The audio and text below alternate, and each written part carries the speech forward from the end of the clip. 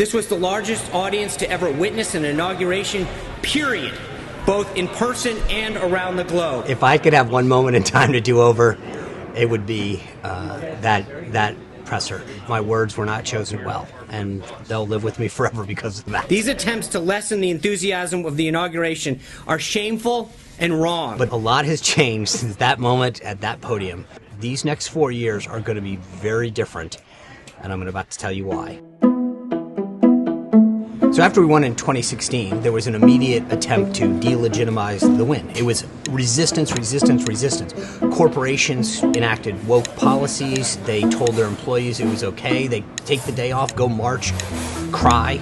This time, they're throwing checks at the guy. Mark Zuckerberg donated $1 million. Ford, General Motors, and Toyota will donate $1 million. And OpenAI CEOs from TikTok, Google, Apple, Netflix. They're giving them fleets of cars. Coca-Cola sending down the first inaugural Diet Coke to Mar-a-Lago. In this term, everybody wants to be my friend. I don't know. It is unreal, the difference between then and now.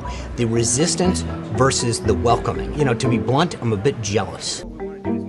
When we came in office in 2017, it was almost like a cast of characters out of a show. You had Jared Kushner, Steve Bannon, Reince Priebus, Kellyanne Conway, Hope Hicks. We suddenly all became household names. Settle down! Settle down! I remember coming out of church one morning and my phone buzzing. I'd like to begin today by apologizing on behalf of you. There had been a Saturday Night Live skit. Not only did you have this mix of personality. Steve Bannon turning on this White House, turning on the president's family. Omarosa Manigault was reportedly trying to barge into the White House residence. West Wing turf. A lot of chaos. Reince Priebus is Sean out. Spicer is President out. Trump apparently getting tired of all the infighting inside the White House. They were leveraging stories in the media to go after one another. I mean, frankly, some people weren't there to serve the president, his agenda.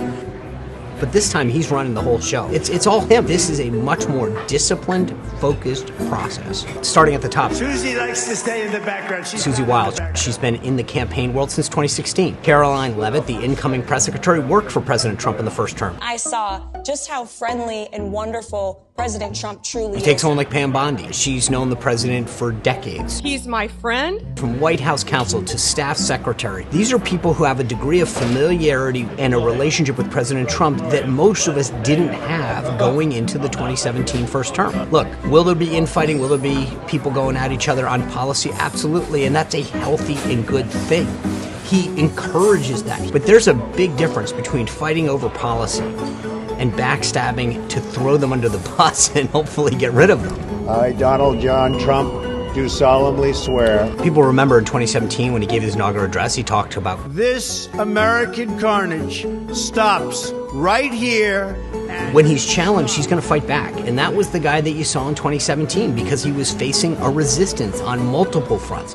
This is a Donald Trump that is being celebrated. This time, I think he wants to be a much more aspirational and magnanimous president. How can we make people more prosperous? How can we lift people up out of poverty? How can we secure the country more?